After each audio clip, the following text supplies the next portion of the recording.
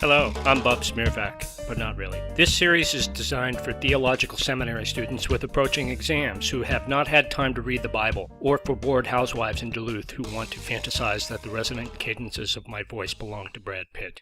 Matthew, chapter 1. Let's go.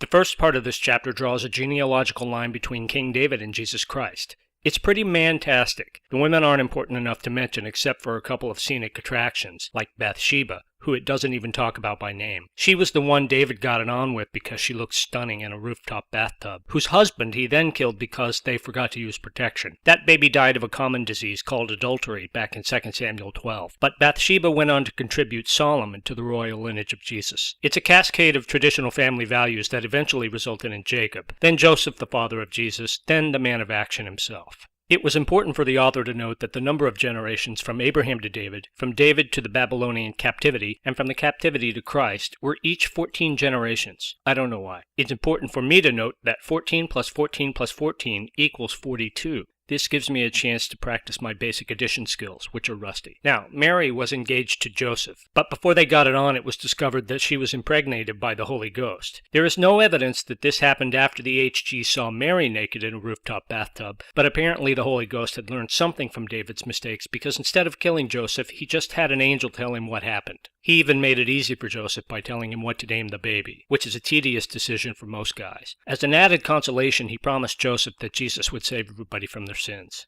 Every bit of this happened exactly this way so that an ancient prophecy could be fulfilled which said that a virgin would have a son and they'd call his name Emmanuel, which translated from some other language into English as God with us. Then Joseph woke up, apparently having slept through the visit from the angel, but he'd caught the gist. So he married Mary, and they didn't get it on until the baby was born, who they named Jesus, which is pretty close to Emmanuel except for the spelling and the pronunciation, but is forgivable seeing as how Joseph was asleep when the angel stopped by. Next in this series, we'll move on to chapter 2.